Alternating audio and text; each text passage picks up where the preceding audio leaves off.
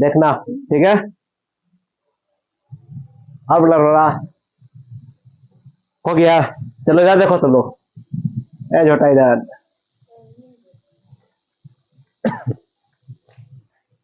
चलिए दोस्तों, good morning. मैं इधर गुड मॉर्निंग कर दिया, कोई पास रहा पता चल रहा है, ठीक है। ठीक है, आज हम लोग ज्योग्राफी चलेंगे एकदम क ख जैसा से चलेंगे और ज्ञ ज्ञ तक खत्म कर देंगे, ठीक है। क कहरा से चलेंगे, क कहरा से पहले ख से स्टार्ट करते हैं, खगोल विज्ञान, ठीक है। ज्योग्राफी में क्या स्टार्ट करते हैं?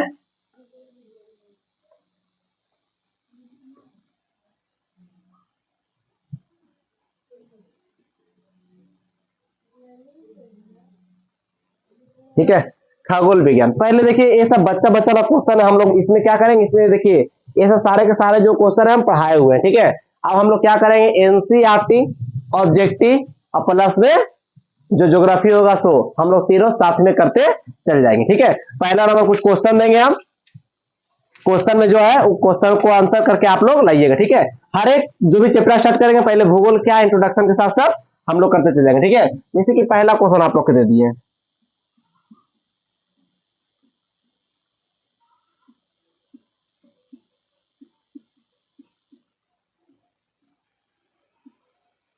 पहला क्वेश्चन, ठीक है। दूसरा क्वेश्चन है,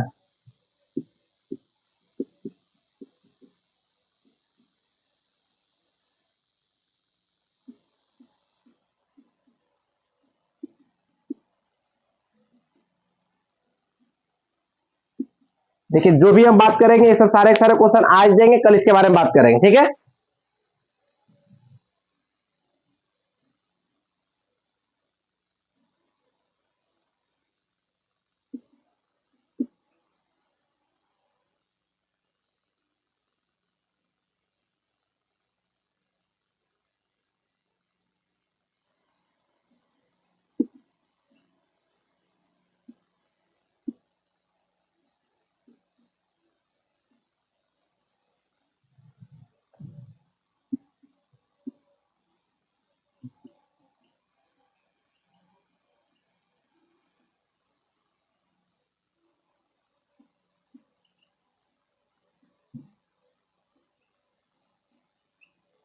ठीक है, ये कितना क्वेश्चन हुआ, 5 क्वेश्चन हुआ, कितना हुआ। भूगोल क्या है, ये चैप्टर का नाम हुआ एनसीईआरटी, एनसीईआरटी भूगोल देख लिए।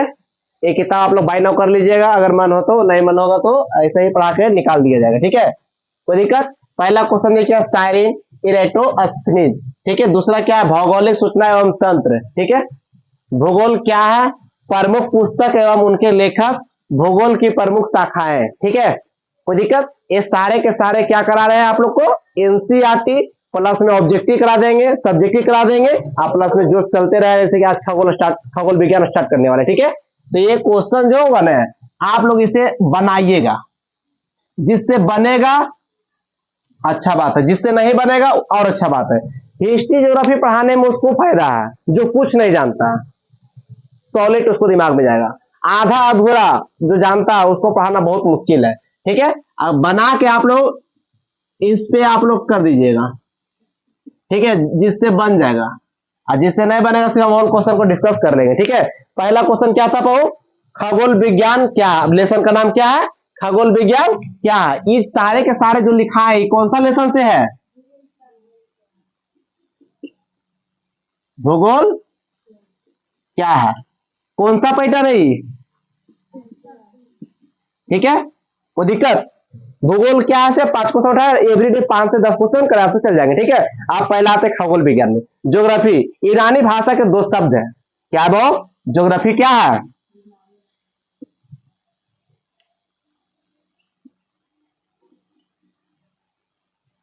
यूनानी शब्द का 2 शब्द है, कोई दिक्कत। फैन उधर घुमा दीजिए। जीईओ, जीओ का अर्थ क्या होता है, जैसे कि जीईओ, जीओ का अर्थ क्या होता है, एगो यू ला जियो होता है, ठीक है। एगो जीईओ, जियो का अर्थ क्या होता है, पृथ्वी, जियो का अर्थ क्या होता है, पृथ्वी, कोई दिक्कत। ग्राफी का होता है वो वर्णन, क्या वो, वर्णन। ग्राफी का क्या होता है, वर्णन। वर्णन कैसे लिखाता है, वर्णन पृथ्वी। तो ज्योग्राफी का अर्थ क्या हुआ, पृथ्वी का वर्णन। समझा गया? पृथ्वी का वर्णन। ज्योग्राफी का अर्थ क्या हुआ? पृथ्वी का वर्णन। जियो, देखो ज्योग्राफी क्या है? ग्रीक शब्द है, दो शब्दों से बना हुआ। जियो का अर्थ क्या हुआ? ग्राफी का अर्थ क्या हुआ? वर्णन। समझा गया? कोई दिक्कत? अब से वो पहला खगोल विज्ञान में पहला क्वेश्चन होता है खगोल विज्ञान को अध्ययन। पहला टॉपिक क्या होगा? ज्योग्राफी का अर्थ समझ गए। अब ज्योग्राफी का अध्ययन, जैसे कि खगोल विज्ञान क्या होगा? खगोल विज्ञान। खगोल विज्ञान का अध्ययन क्या कहलाएगा? अध्ययन क्या कहेगा? एस्ट्रोनॉमी। क्या कहलाएगा? एस्ट्रोनॉमी। खगोल विज्ञान का अध्ययन क्या कहलाएगा? एस्ट्रोनॉमी कहलाएगा। कोई दिक्कत? यहां तक बातें समझ में आ गया? कोई दिक्कत नहीं है? अभी खगोल विज्ञान के अंदर क्या आता है, इसको इरेज कर दो थोड़ा सा।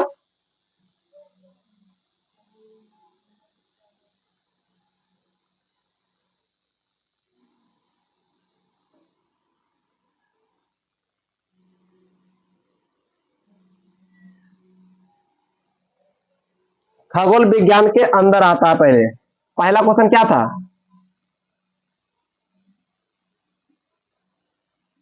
ब्रह्मांड अध्ययन क्या कहलाएगा? ब्रह्मांड का अध्ययन क्या कहलाएगा? एस्ट्रोनॉमी कहलाएगा। ब्रह्मांड का अध्ययन क्या कहलाएगा? एस्ट्रोनॉमी कहलाएगा। अब इसमें आ गया वो ब्रह्मांड आ गया। दूसरा क्वेश्चन क्या आ गया? ब्रह्मांड किसे कहते हैं?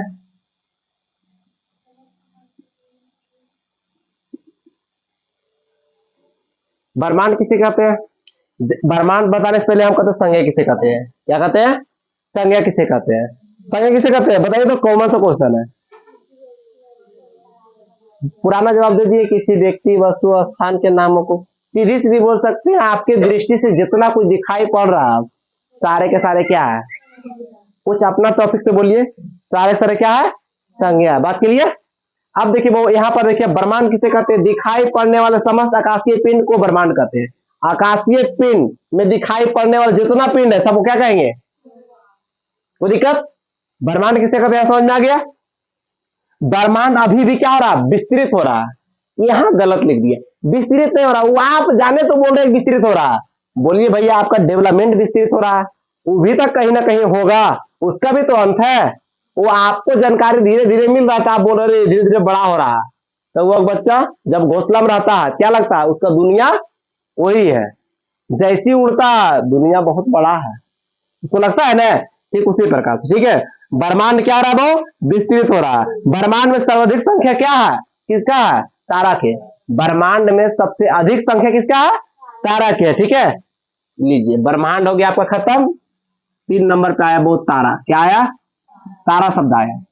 हम फिर से एक बार रिपीटेशन करके और अच्छा से पढ़ाएंगे। अभी हम सिर्फ क्वेश्चन रिपीटेशन कर रहे हैं, उसके बारे में और जो क्वेश्चन होगा पूछते जाइएगा, हम बताते जाएंगे। ठीक है, वैसे आकाशीय पिंड जिसका आप आपस में या अपनी उष्मा तथा प्रकाश हो, सीधी सी बात हो, सब कुछ अपना हो, प्रकाश भी हो अपना हो और उष्मा भी अपना हो, उसे क्या कहेंगे?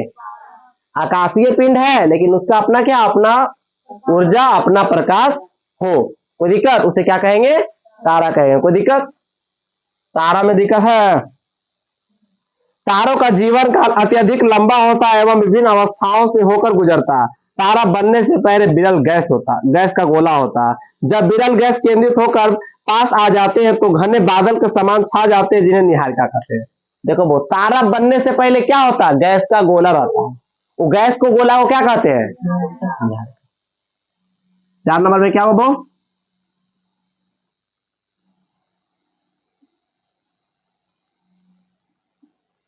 निहारिका। जब इन निहारिका में संलयन विधि द्वारा दहन क्रिया प्रारंभ हो जाती है तो उसे क्या कहते हैं? वो तारा के रूप ले लेता है। दहन के बाद समझते हैं, विस्फोट भी हो सकता है या विघटित या उसको नष्ट भी हो सकता है। तो कैसा रूप ले लेता है? तारा के रूप ले लेता है। कोई दिक्कत? तारा में कौन सी तारा में हाइड्रोजन संलयन क्रिया जिसे बोलते हैं एची में हो रहता है। वो तारे में ईंधन प्लाज्मा अवस्था में रहता है। कैसी अवस्था में? वो प्लाज्मा अवस्था में। कौन सी ऊर्जा? वो हीलियम। कोई दिक्कत? तारे का रंग वो, तारा का रंग किस पर निर्भर करता है? पृष्ठीय ताप पर या ताप पर? पृष्ठीय ताप पर। चलिए अच्छा। नीला और सफेद रंग बहु वायु, बोलिए, युवावस्था, उस अवस्था में वो लिख देते, ठीक है। ये तारा पढ़ा रहे हैं, क्या पढ़ा रहे हैं? तारा में रंग।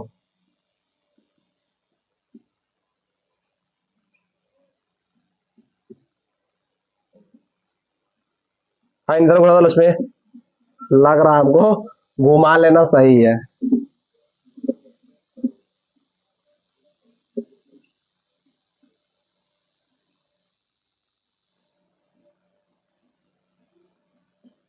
जनाब अरे,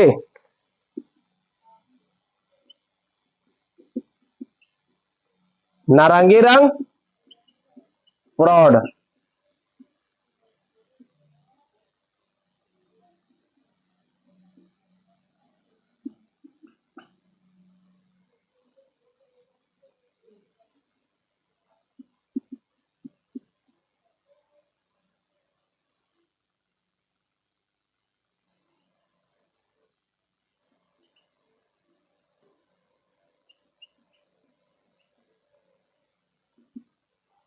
देखिए ये हम बताएं रंग का क्या होता है, उसका दायित्व।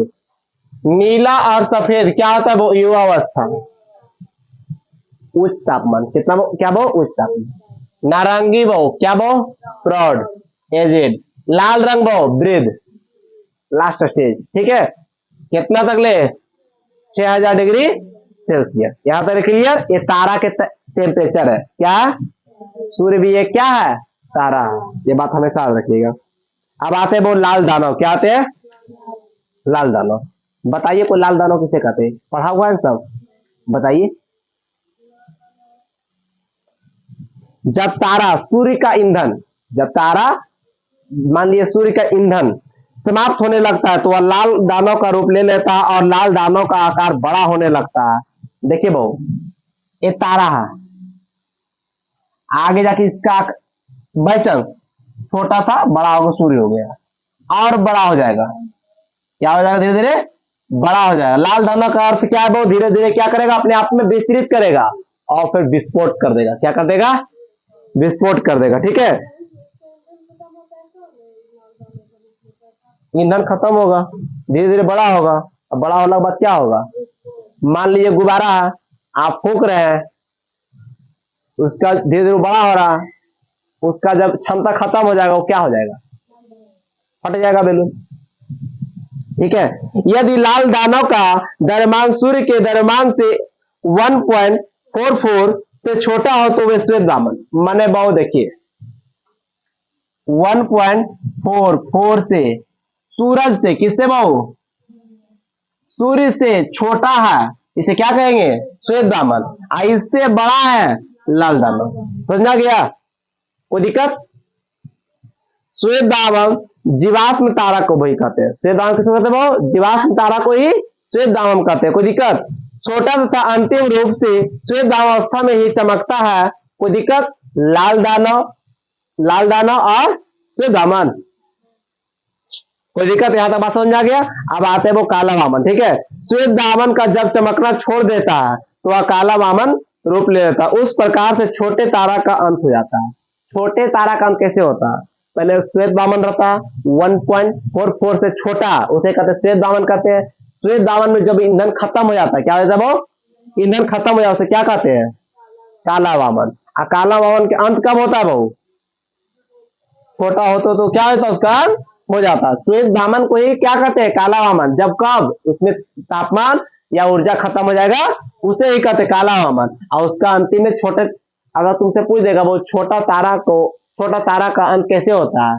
श्वेत दामन, ईंधन खत्म, ब्लास्ट। क्लियर? यदि लाल दानव का द्रव्यमान सूर्य द्रव्यमान से 1.44 गुना बड़ा होता है तो उसे अभिनव तारा कहते हैं। आ जाइए, देखिए हम यहाँ गलती बोल दी है। 1.44 से बड़ा होता है तो कुछ कहता है? अभिनव तारा कहते हैं। क्या कहते हैं? और 1.44 से छोटा होता है क्या कहते हैं? श्वेत दामन। कोई दिक्कत? श्वेत दामन का अगर ऊर्जा खत्म हो जाए तो कौन तारा कहेंगे? कोई दिक्कत? काला, काला वामन। 1.44 से बड़ा रहा है उसे क्या कहते हैं? अभिनव तारा, ठीक है। अभिनव तारा में कार्बन जैसे हल्के पदार्थ, लोहा जैसे भारी पदार्थ में परिवर्तन होने लगता है, जिस कारण से इसे विस्फोट करने लगता है, अतः इसे विस्फोटक तारा भी कहते हैं। अभिनव तारा को विस्फोटक तारा क्यों कहता है? वहां हल्के हल्के पदार्थ वाले भी लोहा का आकार ले लेता है, इसीलिए उसे विस्फोट होने लगता है। क्या हो जाता है? विस्फोट होने लगता है। इसीलिए क्या वो अभिनव तारा को विस्फोटक तारा कहते हैं। कोई दिक्कत? कोई दिक्कत?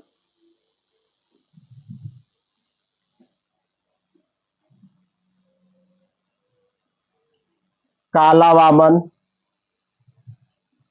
श्वेत वामन, अभिनव तारा,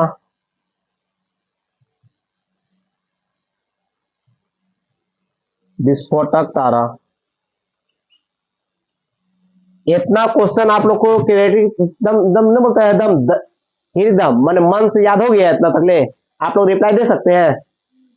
कोई दिक्कत? पहले बोली ब्रह्मांड का अध्ययन, दूसरा ब्रह्मांड किसे कहते हैं? तारा किसे कहते हैं? निहारिका, काला वामन, छोटा तारा का अंत किसके रूप में होता है? श्वेत वामन किसे कहते हैं? क्या लिख दिए? अभिनव तारा किसे कहते हैं? अभिनव तारा को क्या कहते हैं? चलिए यहां तक आप लोग का रिमेम्बर हो गया, क्लियर? उन लोग को पूछिए 2025 से परीक्षा की 26 में, विक्रम 26 में है, तुम लोग साथ में है, जूनियर तुम लोग से।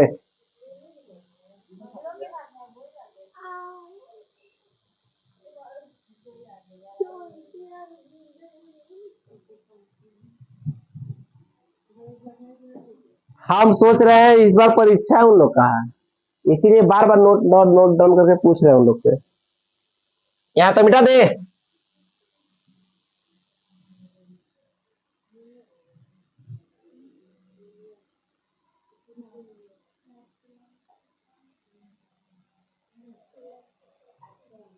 अब देखिए भाऊ, विस्फोटक के बाद यह न्यूट्रॉन तारा का रूप ले लेता है। न्यूट्रॉन तारा का रूप कैसे लेता है? अभिनव तारा जब विस्फोट करता है उसे विस्फोटक तारा कहता है, जो विस्फोट करता है विस्फोट के बाद कुछ ही रूप ले लेता है अभिनव तारा, न्यूट्रॉन तारा के। ठीक है, न्यूट्रॉन तारा कहते किसको है?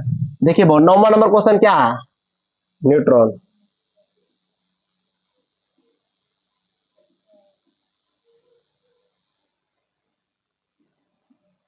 न्यूट्रॉन तारा, न्यूट्रॉन तारा विस्फोटक के बाद बनता है, इसका घनत्व उच्च होता है और आकार छोटा होता है। न्यूट्रॉन तारे के सभी अंश में न्यूट्रॉन के रूप में संगठित रहता है। बहु सीधी सीधी बात बहु, कोई तारा धरती पर कितना बहु आकाश पिंड में कोई भी तारा विस्फोट करता है, उससे विस्फोट लगा क्या कहता है? उसे अभिनव तारा, अभिनव तारा ही विस्फोट होता है। और विस्फोट होने के बाद कौन आकार लेता है? न्यूट्रॉन तारा का आकार लेता है। इसका घनत्व कैसा रहता है?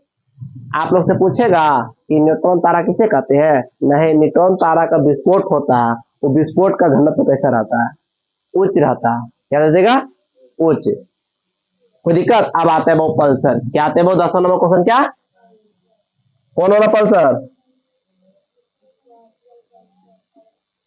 यह तारा चमकता है और बुझता रहता है। वो इसमें बहुत उच्च संख्या विद्युत चुंबकीय तरंगे निकलती है, या तीव्र रेडियो तरंगे उत्सर्जित करता है। वो सीधी सीधी बात, जो धरती पर से तरंगा देखते हैं ना, भूख भूख होते रहता है ना, उसी को कहते हैं क्या? कोई दिक्कत? आइए बहु, रेडियो तरंगे तीव्र गति से छोड़ता है। क्या छोड़ता है? कोई दिक्कत? विद्युत चुंबकीय तरंगे निकलती है। तुमसे पूछा जाएगा विद्युत चुंबकीय तरंगे किससे निकलती है? पल्सर। कोई दिक्कत? समझ में आ गया? अब आते वो क्वेसर। क्या आते वो? क्वेसर। स्मार्ट बोर्ड में तुम लोग को दिखाते हैं अभी कैसे होता है। ले दो कोई हमको एक स्मार्ट बोर्ड। ये तारे की लगभग अंतिम अवस्था होता है। वो क्वेसर की चुंबकीय क्षमता अति उच्च होती है। माने वो तारा के अंतिम रूप को क्या बोलते हैं? आई इसे वो अति से भी अधिक, माने लास्ट स्टेज पे इसका घनत्व क्या तो सबसे ज्यादा होता है। क्या वो? अति उच्च होती है वो। कोई दिक्कत? ब्लैक होल को बोलते हैं कृष्ण बहु, कृष्ण व्यूअर बोलते हैं। क्या बोलते हैं? Krishna viewer, viewer. कोई दिक्कत? Black hole.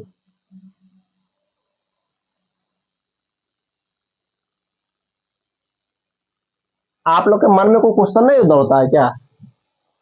ज्योग्राफी पढ़ते हैं, क्वेश्चन नहीं दौड़े, फिर आप पढ़ भी नहीं कर रहे, मजाक कर रहे हैं। ज्योग्राफी पढ़िएगा, क्वेश्चन मन में नहीं आएगा, समझिए मजाक कर रहे हैं आप। ठीक है, ब्लैक होल, वो इसका घनत्व अति उच्च होता है, वो यह प्रकाश को भी गुजरने नहीं देता। इसकी खोज बहुत चंद्रशेखर ने किया था। ब्लैक होल की खोज क्या किया?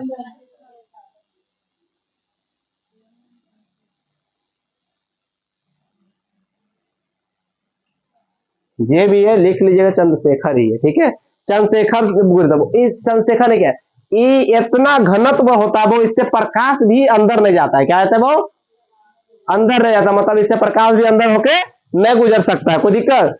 जो तारा सूर्य के द्रव्यमान की 3 गुना से बड़ा हो, उसे वही तारा को क्या कहते हैं? वो ब्लैक होल। सूरज से 3 गुना बड़ा हो, उसे ही क्या कहते हैं? Black hole. कोई दिक्कत? ब्लैक होल की चुंबकीय क्षमता भी अधिक होती है, ये श्वेत दामन और काला दामन को भी अपनी ओर खींच सकता है। अतः तारा का अंत ब्लैक होल के रूप में हो जाता है। वो सीधी सी बात, इसको अंदर इतना मैग्नेटिक पावर है ना, ब्लैक होल और व्हाइट, सॉरी, सादा वामन और काला वामन को भी अपनी ओर क्या करता है? सीधी सीधी बात बहु, तारा का भी अंतिम रूप हो कहाँ होता है? अंतिम जाकर ब्लैक होल में। जब भी आपको अपने आप घमंड हो जाए कि हम बहुत बुद्धिमान या ताकतवर या दौलतमंद लोग हैं, तो उसको ले जाइए नदी तरफ, शमशान घाट पे बैठाइए, बोलिए कि अंबानी भी एक दिन ऐसे आके जलेगा, तसल्ली कर लो कि तुम मुझसे गरीब है। ठीक है, आपको बोलता है मर जाएंगे मर जाएंगे, उसको हॉस्पिटल ले जाओ, बोलो कि देखो जिए के लिए कितना कुछ कर रहा आदमी। पहला क्वेश्चन मेरा क्या था क्लास में? खाना खाई चाहे खाना खाया? सारा फंडा धरती पर जो हो रहा है किसके लिए हो रहा है? खाने के लिए ही हो रहा है। तो हम डायरेक्टली वही बात पूछते हैं, तो आप लोग मजाक लगता है। खाना खाई रिया? देखो अभी बचा रही है, पता नहीं। ब्लैक होल को समझा गया? तारा का अंतिम डाकरम कहाँ होता है? ये इतना घनत्व होता है कि सूरज के प्रकाश अंदर चल जाता है, गुजरता है इसके अंदर से, कोई दिक्कत? ब्लैक होल समझ में आ गया?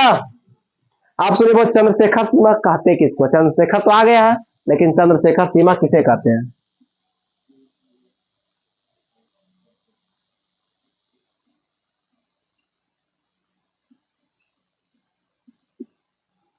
सूर्य के द्रव्यमान के बहु 1.5। देखिए कहा जा रहा है कि सूरज भी एक दिन कहां न जाकर नष्ट होगा?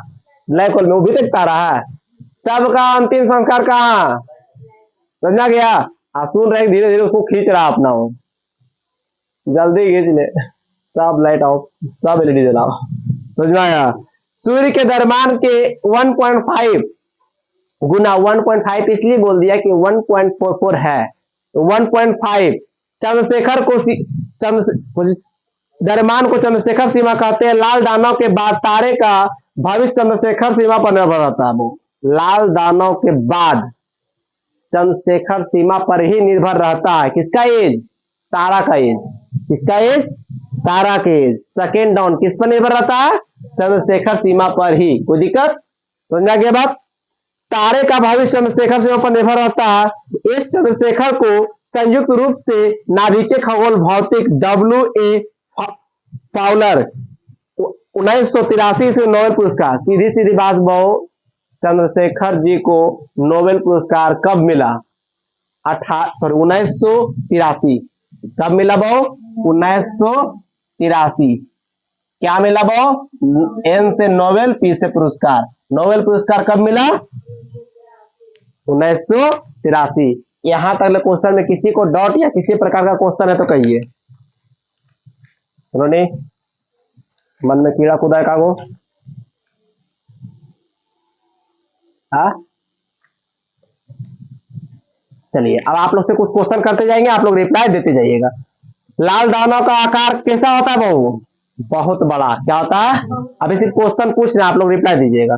सूर्य जब लाल दानव का रूप ले लेगा तो वह अपने समीप के चारों ग्रहों को क्या करेगा? जला देगा। सूर्य जब लाल दानव का आकार ले लेगा क्या करेगा? चारों ओर जितना भी आकाशीय पिंड या तारा रहेगा उसको क्या करेगा? जला देगा वो। व्हाइट होल यह एक परिकल्पना है जिससे वो यह मान लिया जाता है कि सभी प्रकाश एक ही बिंदु से आ रहा है, उसे क्या कहेंगे?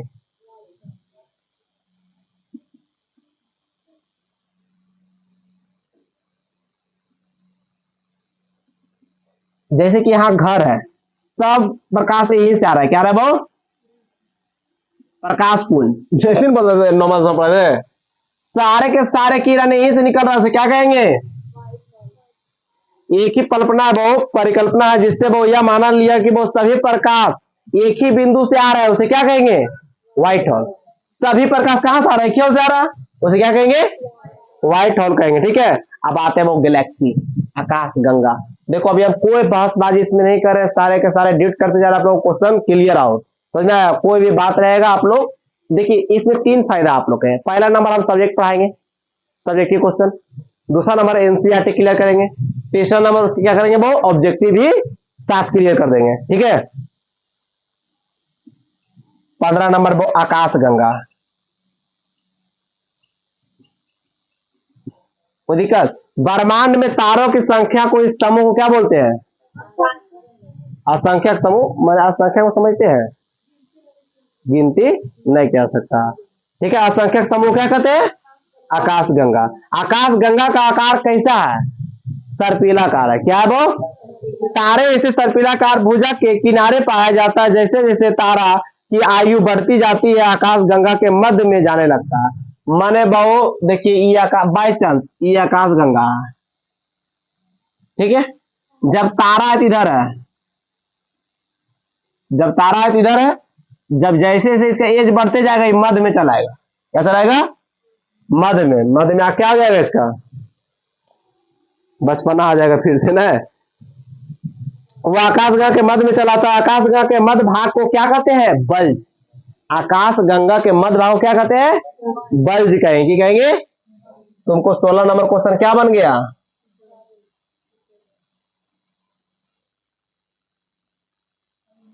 बल्ज। बल्ज किसे कहते हैं, आकाश गंगा के मध्य भाग को क्या कहते हैं, बल्ज कहते हैं। कोई दिक्कत, तो बल्ज में ब्लैक होल पाए जाते हैं, बल्ज में तारे की संख्या अधिक होती है। आकाश गंगा का निर्माण आज से 12 मिलियन प्रकाश वर्ष पहले हुआ। बताइए बहु, आकाश गंगा का निर्माण कब हुआ, आज से 12 बिलियन वर्ष पहले। अब बता बहु, सबसे ज्यादा तारा कहां पाया जाएगा, बल्ज में, बल्ज में ब्लैक होल पाया जाता है, और सब सब कहां डूब के मरता है, बल्ज में, बल्ज के ब्लैक होल में। कोई कितना ब्रह्मचार बन जाए, मरेगा सब वही झोटा पीछे, वो यहाँ ले जाए, कोई नू छटपटा जाए क्रिया में, एजा रहेगा मध्य में आएगा, मध्य भाग वो बल्ज कहता है, बल्ज के अंदर क्या पाया जाता है, ब्लैक होल। तारा सारे सारे कहां आत्महत्या करता है, कोई दिक्कत। ब्रह्मांड में लगभग कितना आकाशगंगा, 100 अरब, कितना अरब है, प्रत्येक आकाशगंगा में लगभग कितना तारा, 100 अरब। 100 अरब तो समूह है, अब प्रत्येक समूह में कितना है, 100 अरब तारा भी है, तो जो तारा कितना है। हर्शेल ने 1805 ईस्वी में बताया कि पृथ्वी, सूर्य एवं अन्य ग्रह आकाश गंगा का एक अंश मात्र है, क्या बहु, अंश मात्र है।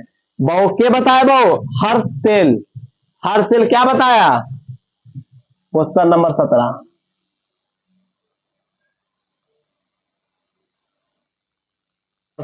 हार्सेल होना चाहिए, हार्सेल कौन थे, ये आप लोग को क्वेश्चन का आंसर करना है। ठीक है, कोई दिक्कत, कमेंट में आंसर नहीं आए तो नहीं आया, मेरा व्हाट्सएप बॉक्स में आंसर आ जाना चाहिए। ठीक है, हर्शेल कौन था, यही बताए थे 1805 में, क्या बहु, अंग है, क्या, तारा, पृथ्वी, सूर्य, ग्रह, अंग है किसका, आकाशगंगा के। ठीक है, अब देखिए बहु, सुपर क्लस्टर, 3 आकाशगंगा के समूह को क्या बोलते हैं, सुपर क्लस्टर बहु। 3 आकाशगंगा के समूह, क्या बहु, 3 आकाशगंगा के समूह को क्या कहा जाता है, सुपर क्लस्टर। कोई दिक्कत बहु, लिख दे 18 नंबर क्वेश्चन।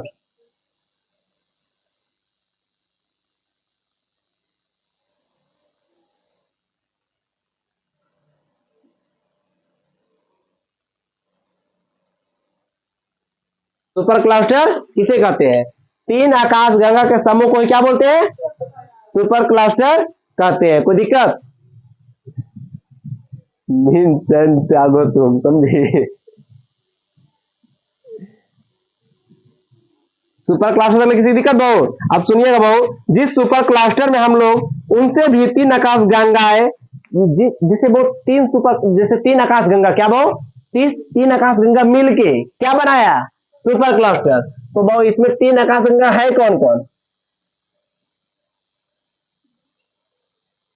तुम लोग को पता होगा मंदाकिनी, ये तो फिक्स है, एक नंबर मंदाकिनी। दो नंबर है बहु देवयानी। तीन नंबर है बहु NGCM33। क्या बहु? NGCM33। कोई दिक्कत? तीन याद हो गया? पहला देवयानी, दूसरा मंदाकिनी, तीसरा मंदाकिनी और देवयानी, NGCM33 तीनों मिल गया, उसे क्या कहेंगे बहु? Super cluster. तीन आकाश गंगाएं मिलकर क्या चीज का निर्माण करता है? कोई दिक्कत? हम लोग किस आकाश गंगा में रहते हैं? मंदाकिनी की देवयानी। देवयानी हमारी सबसे निकटतम आकाश गंगा है। कोई दिक्कत? यह हमसे सबसे करीब आकाश गंगा है बहु, यह हमारी आकाश गंगा से 2.2 मिलियन प्रकाश वर्ष दूर है बहु। दूसरा निकटतम आकाश गंगा क्या है बहु? NGCM31। 33 है, चलिए 33 है। पहला आकाश गंगा नजदीक के है देवयानी। हम रहते मंदाकिनी में है, मंदाकिनी में रहते, हमारा नजदीक के है। दूसरा नजदीक कौन है? अब तो एक अरब तो हम पढ़ा नहीं सकते हैं, तीन मंदाकिनी बहुत है, तीन चौथा मंदाकिनी हम भी नहीं जानते, गूगल करना पड़ेगा। ठीक है, गूगल क्या करेगा भाई? दूसरा निकटतम क्या है बहु? NGCM33। सूर्य जिस आकाश गंगा में रहता है उसे क्या कहते हैं? सूर्य जिस आकाश गंगा में रहता है उसे क्या कहते हैं? मंदाकिनी। मंदाकिनी किसे कहते हैं समझा गया? जिस एरिया में सूरज रहता है उसे क्या कहते हैं? कोई दिक्कत? कोई लड़का भी रहता होगा उस एरिया, उसका नाम सूरज होगा, उसे क्या कहेंगे? नवादा एरिया लोग बोल सकते हैं मंदाकिनी, नहीं है? ठीक है। चलिए देखिए इधर हो गया वो मंदाकिनी। हमारा अपना सूर्य जिस आकाश गंगा में, उसे मंदाकिनी कहते हैं। ऐसे मिल्की वे, जिसको वो क्या कहते हैं? वो दुखद मेखला कहते हैं। क्या कहते हैं? दुखद मेखला। मिल्की वे भी कह सकते हैं। क्या कहते हैं मंदाकिनी को? मिल्की वे भी कह सकते हैं। मंदाकिनी का आकार कैसा है? सर्पिला आकार। क्या है वो? मंदाकिनी का आकार कैसा है? सर्पिला आकार है वो। ओरियन नेबुला मंदाकिनी का सबसे शीतल एवं सबसे चमकीला क्षेत्र है। आप लोग कमेंट में बताइए, अगर बात सुन रहे हैं तो मंदाकिनी के सबसे चमकीला क्षेत्र को क्या कहेंगे? क्या कहेंगे जी? Orion nebula. क्या कहेंगे? कोई दिक्कत? यहां तक बात समझ आ गया? आप लोग के झूठे से फायदा रहेगा। इनकी तीन घूर्णन भुजाएं वो, क्या वो घूर्णनशील भुजाएं हैं। मंदाकिनी की जो वो कितने भुजाएं हैं? त्रिभुजाकार तीन को रहेगा। घूर्णनशील के मतलब वो जरूर घूरता होगा, रोटेट करता होगा, ऐसा थोड़ी करता होगा। नए तारे बाहरी भुजा पर रहते हैं तो सूर्य भी बाहरी भुजा पर रहता है। जब तारे लाल दानों की अवस्था में आ जाते हैं तो मध्य वाली भुजा पे चले जाते हैं। वो तारे जब अपनी अंतिम अवस्था में होते हैं वो केंद्र में चले जाते हैं। पहला वो हम बताए थे, तारा क्या रहता है? बाहर रहता है। फिर क्या चलाता है वो? जैसे जैसे एज बढ़ते चलाता है, बीच में चलाता है, और अंतिम स्वरूप वो मध्य में क्या करता है? अपना स्वरूप को नष्ट कर लेता है। कोई दिक्कत? स्वरूप को क्या कर लेता है? नष्ट कर लेता है। वो कहाँ करता है? बल्ज। बल्ज के अंदर क्या रहता है? Black hole. सबसे ज्यादा ब्लैक होल में तारा रहता है। समझा गया? मंदाकिनी के केंद्रीय भाग को बल्ज कहते हैं, तो हम पढ़ा दिए। बल्ज में ब्लैक होल पाए जाते हैं। ये ब्लैक होल वामन तथा काला वामन को भी खींच लेता था। तारे का अंत ब्लैक होल में हो जाता है बहु। ये तो पढ़ा है। मंदाकिनी को सर्वप्रथम गैलीलियो ने देखा था। मंदाकिनी को सर्वप्रथम किसने देखा था? गैलीलियो ने देखा था। कोई दिक्कत? सूर्य अपनी मंदाकिनी का चक्कर एंटी क्लॉकवाइज लगाता है। क्लॉकवाइज, एंटी क्लॉकवाइज समझते हैं? सूर्य अपनी मंदाकिनी का कैसा चक्कर लगाता है? क्लॉकवाइज। जैसे घड़ी घूमता है और उसे अपना चक्कर लगाता है। कौन? सूर्य। किसका लगाता है? मंदाकिनी का। कोई दिक्कत? कितना का स्पीड से लगाता होगा? 250 किलोमीटर पर सेकेंड। क्या वो? ठीक है। सूर्य की स्पीड कितना है मंदाकिनी चक्कर लगाते समय? कोई दिक्कत? अब बहुत लगाने में बहुत 25 करोड़ वर्ष लगता है। मंदाकिनी एक चक्कर कितना वर्ष में पूरा लगाता है? सूरज एक चक्कर मंदाकिनी का कितना वर्ष में लगाता है? 25 करोड़ वर्ष। और स्पीड कितना रहता है? 250 किलोमीटर पर सेकेंड। बहुत। सूर्य का सबसे करीबी तारा कौन है? ये आप लोग कमेंट में आंसर दीजिएगा। सूर्य का सबसे करीबी तारा कौन है वो? ये आप लोग कमेंट में। अब आते हैं वो तारामंडल। तारामंडल किसे कहते हैं? क्या वो? हमको नहीं पता है सब। 19वां नंबर क्या है वो? तारामंडल।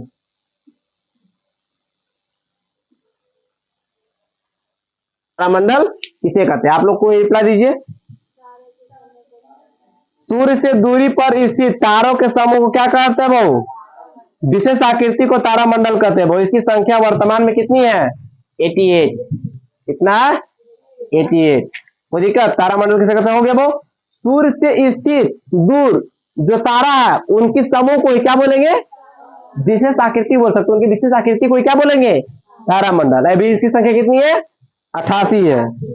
सेंट्रो तथा हाइड्रा सबसे प्रमुख तारामंडल है। दो प्रमुख तारामंडल का नाम आप लोग बताइए। सेंट्रो और हाइड्रा। कोई दिक्कत? सबसे बड़ा तारामंडल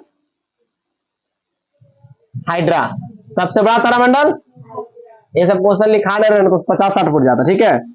तारामंडल हो गया क्लियर। तारामंडल से किसी कुछ क्वेश्चन पूछना है? तारामंडल बड़ा छोटा पढ़ा दिए। तारामंडल किसे कहते हैं पढ़ा दिए। तारामंडल की संख्या कितनी है भी पढ़ा दिए। कोई दिक्कत? सबसे बड़ा तारामंडल किसे कहते हैं ये पढ़ा दिए। कोई दिक्कत? यहां तक बातें खत्म हो गई। अब आते वो ध्रुव तारा। क्या आते वो?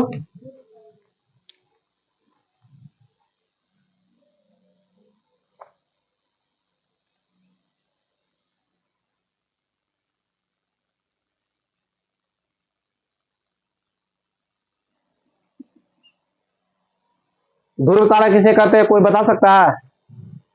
रिया कमेंट करो। चलो नहीं नया ध्रुव तारा पढ़े ना आप लोग जी? बहुत सारे रिप्लाई दिए। यह सदैव उत्तर दिशा में दिखता है वो क्योंकि यह पृथ्वी के ध्रुव पर होता है वो। यह लिटिल बिलियर तारा के समूह का एक सदस्य है। प्राचीन काल में इसे प्रयोग की दिशा ज्ञात करने के लिए किया जाता था, अतः इसे दिशा सूर्य सूचक कहते हैं वो। देखिए वो हमेशा विपरीत क्या वो ये ध्रुव पर पाया जाता है। क्या पाया जाता है वो? इसीलिए इसे क्या कहते हैं? ध्रुव तारा। अब बताइए वो पहला आप लोग से बात पूछते हैं। ध्रुव तारा का प्रयोग प्राचीन रूप में कैसे करते थे?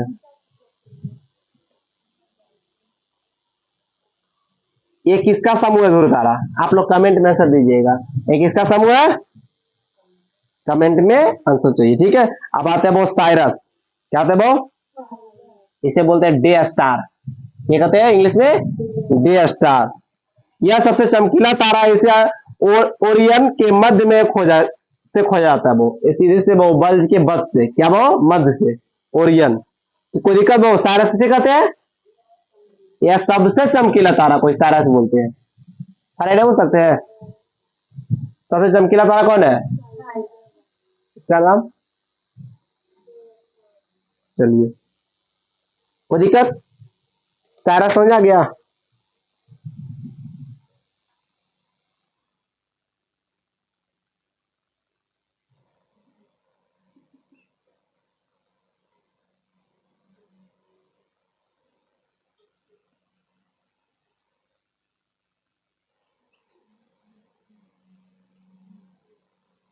ओरियन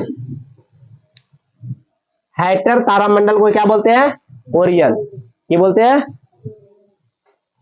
यह शिकारी की तरह दिखता है वो। इसे मृग भी कहते हैं वो। इसे क्या दिखता है वो? शिकारी की तरह दिखता है। इसे क्या कहते हैं?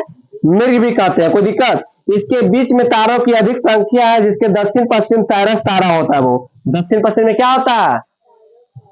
कोई दिक्कत? अब आते हैं वो उर्सा। क्या वो? उर्सा माजूर जिसको बोलते हैं वो बृहद सप्तऋषि। क्या बोलते हैं? बृहद सप्तऋषि। यह वो 7 तारों का एक समूह है वो। इसके ऊपर तारा के ठीक सामने ध्रुव तारा अवस्थित रहता है। बहुत तारा के या वो 7 तारों का समूह क्या बोलेंगे?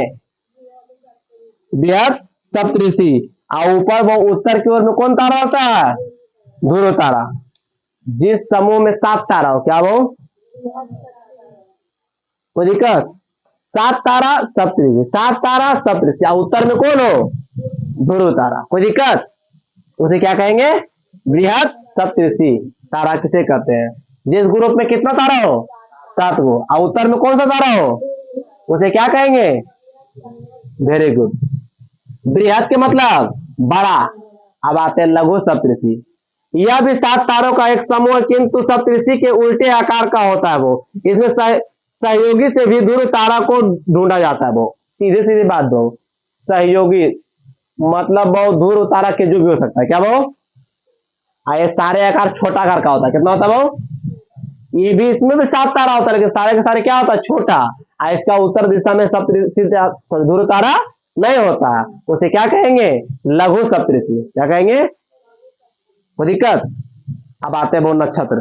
क्या आते हैं वो? नक्षत्र किसे कहते हैं? सूरज से जो दूर स्थित पर रहता था उसको क्या कहते? तारा के समूह को तारामंडल।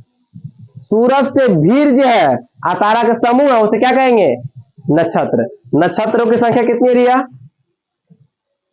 27। 27 नक्षत्र पे जजमान 1 रुपए चढ़ा दीजिए। बचपन से सुनते आए। भारत की एक सेंसिटिव खराब है, पंडित जी कथा सुना देगा सत्यनारायण स्वामी वाला, 10वां अध्याय खत्म हो जाएगा, जब तक ले पंडित जी नहीं बोलेगा 10वां अध्याय खत्म हुआ तब तक ले गार्जियन फिक्स नहीं होगा, सुनवे नहीं करता है मन से। 7वां अध्याय बोलेगा तब वो समझ में आएगा अब खत्म हो गया, समाप्त। तब नहीं तो जब तक बोल रहा है बोल रहा सुन रहा बोल रहा सुनिए नहीं रहता सही से, सुनता सही से तो पता चलता ना जी। आप कितनों बार सत्यनारायण स्वामी कथा सुन लिए होंगे, जब तक ले पंडित जी ने बोल दिए खत्म हुआ तब तक आप कुछ नहीं कर पाइएगा, जय भी नहीं बोल पाते हैं। ठीक है, और उम्मीद लगे रहते क्या और कुछ बोलेगा और कुछ बोलेगा, भी बोलेगा भाई खत्म हो गया तो। ठीक है, नक्षत्र समझा गया। सूरज से नजदीकी स्थित समूह को क्या बोलेंगे? नक्षत्रों संख्या। भारतीय मनुष्यों ने एक 28वें नक्षत्र की अजित की भी है, वो जिसके परकला माने वो भारत के वैज्ञानिक या भारत के साइंटिस्ट या कोई भी मान लो 28वां नक्षत्र को भी जिक्र किया है। किया है तो गलत नहीं किया होगा, ये तो तय है। सूर्य एक महीने में बहु 2.25 नक्षत्र को पार कर लेता है। 27 है लेकिन बहु क्या बहु एक महीने में 2.25 25 पार कर लेता है वो। भारतीय ज्योतिष पर इसका प्रभाव देखा जाता है। भारतीय ज्योतिष पर इसका क्या देखा जाता है? कुछ प्रमुख नक्षत्र बहु जैसे बहु चित्ता, हस्ता, विशाखा, श्रवण, धनिष्ठा, माघा, आद्रा। आद्रा का नाम सुने? रक्षाबंधन में अक्सर एक जलवा देखने मिलता है। आद्रा आ रहा, आद्रा का मतलब जानते हैं? आद्रा पर एक कहानी है, बताएंगे ना, लेट हो जाएगा इसलिए बताते नहीं है कहानी। ठीक है, कोई दिक्कत? यहां तक आप लोग को समझ में आ गया? यहां तक जितना भी बातें की है क्लियर? किसी को डाउट कोई प्रकार के? अब आते हैं वो क्या वो ब्रह्मांड की उत्पत्ति एवं सिद्धांत।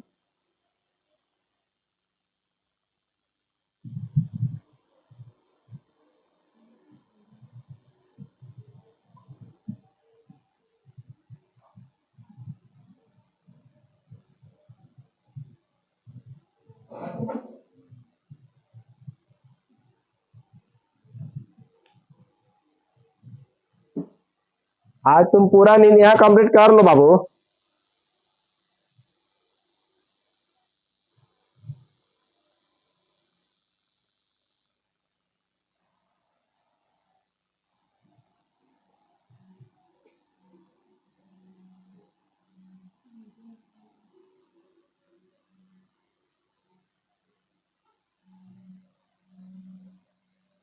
क्या टॉपिक है? ब्रह्मांड की उत्पत्ति एवं सिद्धांत। सोने दो सोने दो।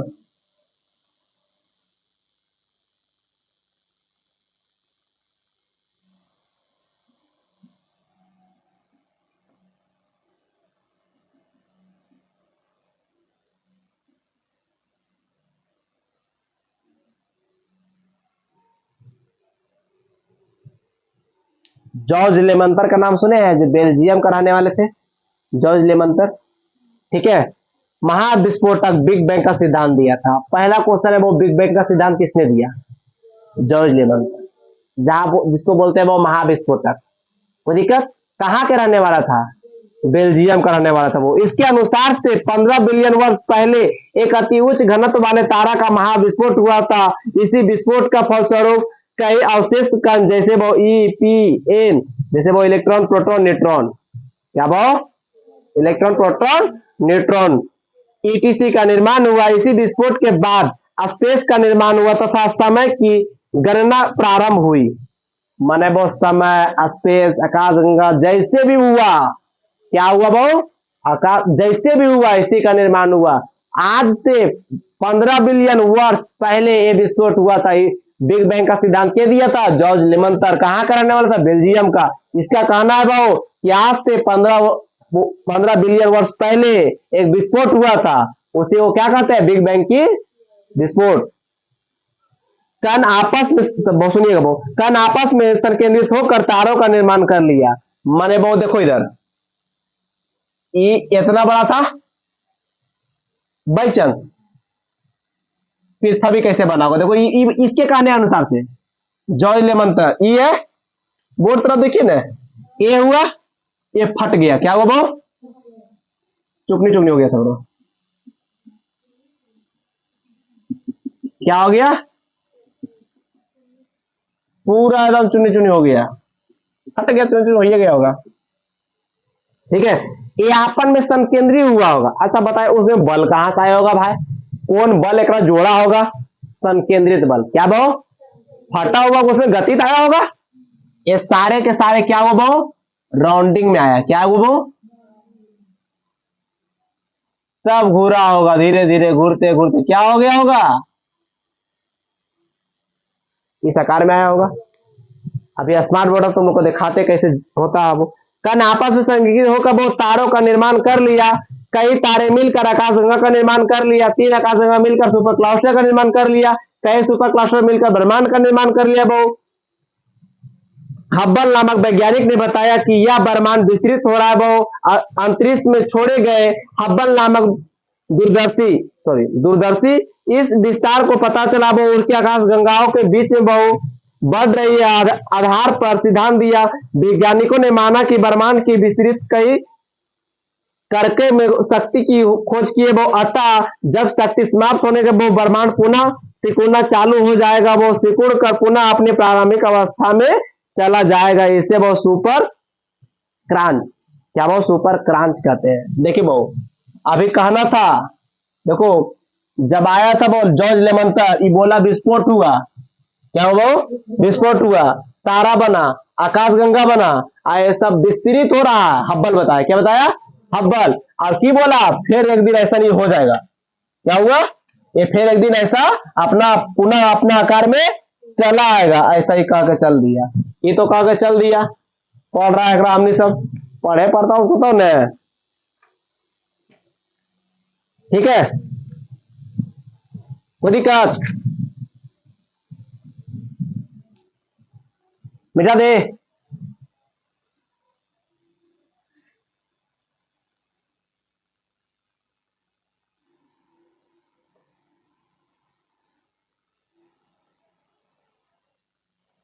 देखिए आप लोग देखिएगा,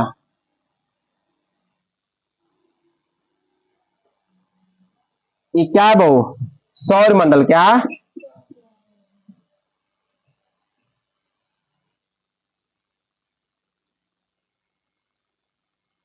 इसके बाद क्या आता है वो? सौर मंडल के बाद नक्षत्र। क्या आता है? नक्षत्र के बाद क्या आता है? आकाशगंगा। क्या आता है?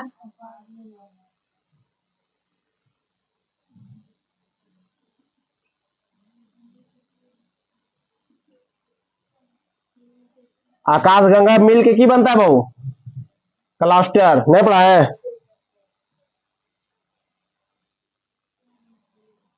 क्लस्टर मिलकर की निर्माण करता है बहु? ब्रह्मांड। निर्माण करता है बहु?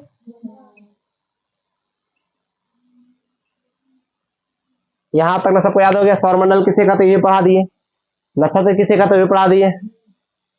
आकाश गंगा किसे कहते हुए पढ़ा दिए, क्लास्टर किसे कहते हुए पढ़ा दिए, क्लास्टर मिल को क्या पढ़ता है वो ब्रह्मांड, ये पढ़ा दिए।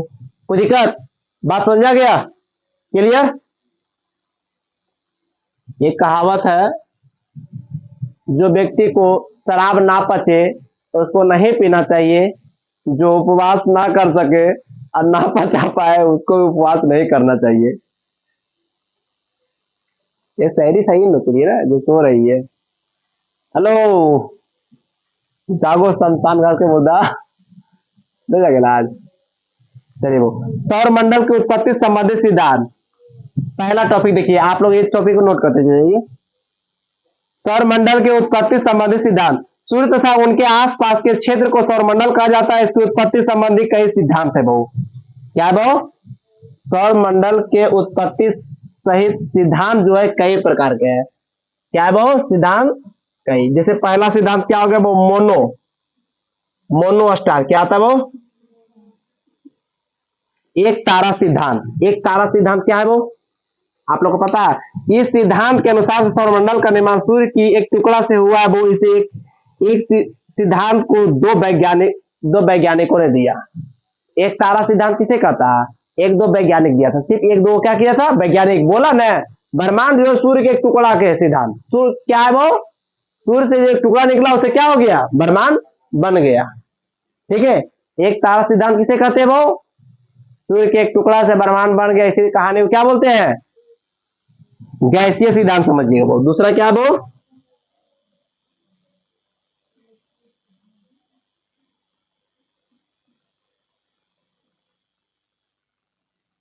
इसे कांट महोदय ने दिया था। इसे क्या दिया था वो, कांट महोदय ने दिया था। इसके अनुसार से सूर्य के घूर्णन गति के कारण सूर्य के बाहरी परत अलग हो गया तथा ठंडा होकर ग्रहों का निर्माण कर लिया। इस सिद्धांत को अस्वीकार कर दिया गया। मैंने इसका कहना था ना, ये सूरज है, ये सूरज है, घूमते घूमते जानते घूमा ना, तो कुछ कण निकल गया बाहर, जैसे गोले गोले बाहर निकल गए, हो गया बुध, फिर गुराई निकल गया, हो गया बृहस्पति, ये निकल गया पृथ्वी, ये बोला ही कांट महोदय क्या बोला, सूरज जो घूर रहा था ना, ओकरा परत, उसका परत बाहर निकला, ग्रह का निर्माण हो गया। ऐसे क्या मान लिया गया, अमान्य। क्या माना, गलत है। निहारिका चिंता, नेबुला, इसे बहु लाप्लाक्स ने दिया था। निहार का सिद्धांत किसने दिया था बहु, लाप्लाक्स ने। इसके अनुसार से सूर्य की बाहरी परत ठंडी हो गई किंतु आंतरिक परत गर्म बनी रही, जिस कारण से बाहरी भाग टूटकर अलग हो गया और इसी अलग हुए भाग को से ग्रह का निर्माण हुआ। इस दोनों सिद्धांत को नकार दिया गया क्योंकि ग्रह की संरचना सूर्य की संरचना से भिन्न पाई गई। ग्रह की संरचना सूर्य की संरचना से भिन्न पाई गई, इसीलिए इसका बाद भी क्या कर दिया गया, नकार दिया गया। बाय चांस विक्रम का डीएनए, हमारा डीएनए नहीं मिल रहा था, आप कह दे कि भाई है, माना जाएगा, कहे से क्या हो जाएगा, भाई थोड़ी ना जाएंगे। ठीक है, वो डबल स्टार थ्योरी, क्या बहुत,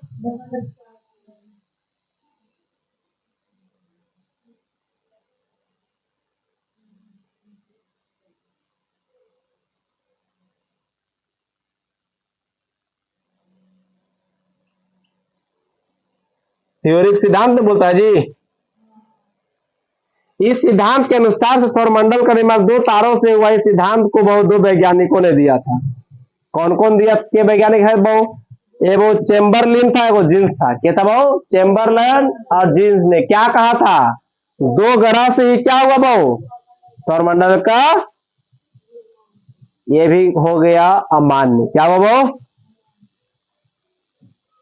डुअल लगना पड़ा था, लिखा लगा रहता है डुअल, डबल तो अभी डबल मैंने कहा था। ठीक है, डुअल में क्या हुआ, दो वैज्ञानिक आया, अब बोल दिया क्या, दो तारों से हुआ। ऐसे क्या मान लिया गया,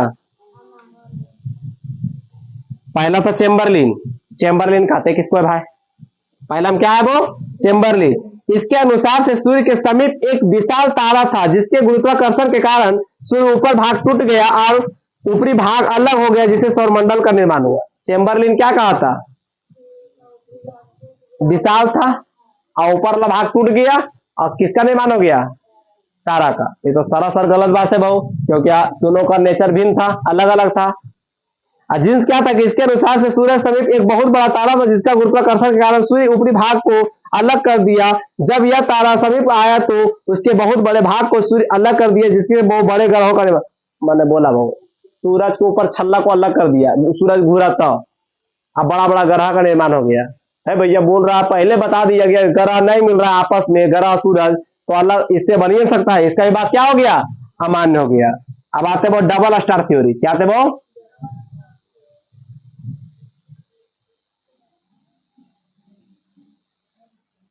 एस स्टार टी से थ्योरी, डबल स्टार थ्योरी।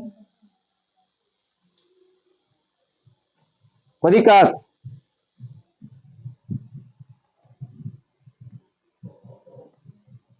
इस सिद्धांत के अनुसार सौरमंडल का निर्माण अतिरिक्त दो भागों से हुआ था। इस सिद्धांत को लिंटन ने दिया था। डबल स्टार थ्योरी क्या दिया था? इसका भी बात क्या हो गया, अमान्य हो गया। कोई दिक्कत? अब आते सौरमंडल, वो क्या आते वो सौरमंडल। सौरमंडल पढ़ा दिए वो। सौरमंडल से आप लोग के क्वेश्चन डिनोट करते जाएंगे, आप लोग रिप्लाई देते चल जाइएगा। सारे के सारे बच्चे यहां से अब क्या करना स्टार्ट करिएगा, आंसर रिप्लाई करते जाइएगा। हम आराम से स्टैंड लेते हैं और आप लोग स्टैंड लगा के बोलते जाइएगा। पहला वो सूर्य किसे कहते हैं, ठीक है। यह हमारा सबसे निकटतम तारा है, वो सूर्य सौरमंडल के बीच में स्थित है। सौरमंडल के बीच में से उसे क्या कहते हैं, सूर्य सबसे निकटतम तारा है। कोई दिक्कत? सूर्य सौरमंडल का प्रधान होता है। वो सौरमंडल का प्रधान कौन होता है? हम क्वेश्चन आंसर करते जाते हैं, यहां से पढ़ाते नहीं है। वो सूर्य की आयु लगभग कितनी है, 15। 5 जी लिया है, बचल कितना है, 10। यह हमारी कौन सी कार्यक्रम रहता है बहू, लगभग 26,000 वर्ष प्रकाश दूर है बहू देवयानी से। हमारी आकाश केंद्र की परिक्रमा करने में सूर्य को कितना वर्ष लगता है, 25 करोड़ वर्ष लगता है बहू। अब बताइए व्यास कितना है वो मंदाकिनी का, 13.92। सूर्य का प्रकाश पृथ्वी पर लगभग आने में कितना मिनट, 8 मिनट 20 सेकेंड। सूर्य के अंदर एच का एच से संलयन और ईंधन का कैसा अवस्था में रहता है, एच से संलयन करके एच ही बनता है। कैसी अवस्था में? सूर्य अपने अक्ष पर पूरब से पश्चिम की ओर घूमता है, वो उसे क्या कहते हैं, क्लॉकवाइज या एंटी क्लॉक, क्लॉकवाइज। घूर्णन अवधि कितना है बहू, 25 किलो 250 प्रति घंटा, किलो प्रति घंटा। अब 25 दिवस उसका दिवस मनाया जाता है। कोई दिक्कत? आंतरिक संरचना के आधार पर सूर्य के 3 भाग बढ़ते हैं बहु। आंतरिक संरचना के अनुसार से सूर्य के कितने भाग में, पहला कोर, दूसरा बहु विकिरण मंडल, तीसरा बहु संवहन मंडल। कोई दिक्कत? आंतरिक के अनुसार से सूर्य को कितने भाग में, कौन कौन, पहला कोर, दूसरा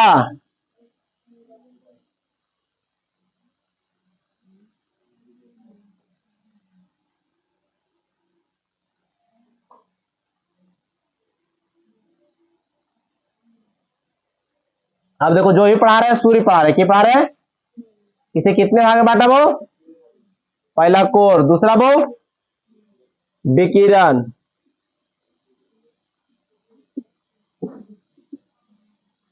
विकिरण मंडल, तीसरा वो संवहन मंडल। कोई दिक्कत? यहां तक क्लियर? देखिए जो भी पढ़ाएंगे एक चैप्टर क्लियर कर देंगे आप, तो ये जागिए आपको करना ही है हर हालत में ही है, कोई दिक्कत नहीं। हम लंबा को छोटा कर रहे हैं ना। देखिए वो पहला वो कोर, यह सूर्य के मध्य भाग है। सूर्य के मध्य भाग को क्या बोलते हैं, कोर कहते हैं। वो इसका तापमान लगभग वो 15 million degree Celsius, 15 million degree Celsius है वो। इसमें वो एच का एच के संलयन होता है वो, या वो प्लाज्मा अवस्था में ही रहता है। नाभिकीय संलयन की अभिक्रिया होती है जिस पर आधारित ऊर्जा निकलती है वो, नाभिकीय अभिक्रिया होती है। इसमें वो एच के साथ क्या होता है, संलयन होता है वो। इसका बीच वाले भाग को ही बोलते हैं वो, सूर्य को बीच वाले भाग को कोर बोलते हैं वो। कोई दिक्कत?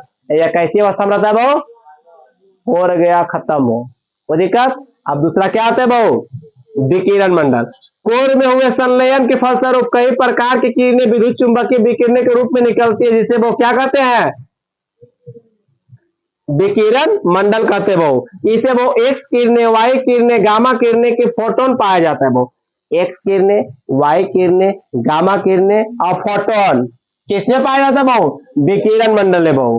ये कब होता है बहु? जब कोर का संलयन एच ई के साथ संलयन होता है। उस संलयन से जो किरण निकलता है उसे उससे कौन कौन किरण निकलता है? एक्स, वाई और गामा और फोटोन। कोई दिक्कत? एक्स, वाई, गामा और फोटोन। एक्स किरणें, वाई किरणें और फोटोन किरणें और गामा किरणें तीनों किससे निकलता है? एच के संलयन होता है कोर में, उससे किरण निकलता है, उसे क्या कहते हैं? विकिरण मंडल। विकिरण मंडल में तीनों पाया जाता है चारों। ठीक है, अब आते हैं बहु संवहन मंडल। इसमें बहु H2 के बनने सेल पाए जाते हैं। सेल मतलब समझते हैं? कतार, लाइनिंग। सेल मतलब समूह भी बोल सकते हैं। किसका? H2 का। क्या बहु? सेल पाया जाता है जो अंदर की ओर बड़े होते हैं तथा बाहर की ओर छोटे होते हैं। इन्हीं के बीच में ऊर्जा का संवहन होता है। सीधी सीधी बात हो, अंदर की ओर बड़ा, बाहर की ओर छोटा, उसे वो क्या कहते हैं बहु? संवहन मंडल। क्या बहु? आग देखिए, आग जलता कभी कभी बाहर फूटता है, अंदर की ओर बड़ा होता है, मुंह तक छोटा होता है। समझ आया?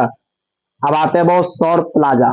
आते हैं बहुत, जब कोर में बहुत अधिक ऊर्जा बन जाती है तो सूर्य की तीनों परतें को पार कर जाता है। वो H2 की सेल की चित्री हुई सूर्य की सतह को छोड़कर सौरमंडल में प्रवेश कर जाती है।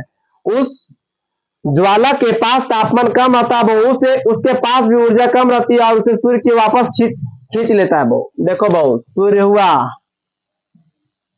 तीनों कोर को पार कर लिया। क्या कर लिया बहु? पार। पार करने के बाद ऊर्जा पावर क्या होता है? कम हो जाता है, फिर सूरज अपने ओर खींच लेता है। इसी क्रिया को सौर प्लाजा बोलता है। क्या बोलता है वो? सौर प्लाजा कहते हैं वो। कोई दिक्कत? अब वो यह वो तीन घटना है। वो कितने घटना है वो? इसकी तीन घटना है। पृथ्वी पर संरचना, इसको बोलते हैं फोन में बाधा। सौर प्लाजा में आए तो इसमें भी क्या हो जाएगा?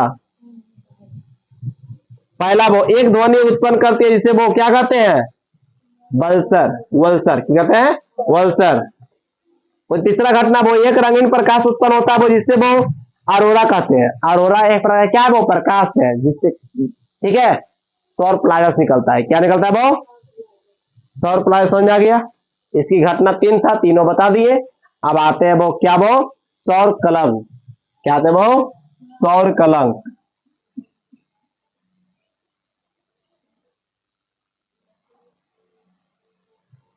क्या आते हैं?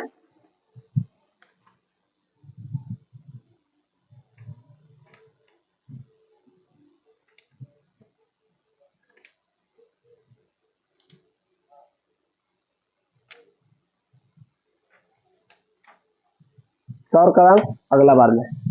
हमको नहीं लग रहा है चैप्टर आज खिंचा रहा है।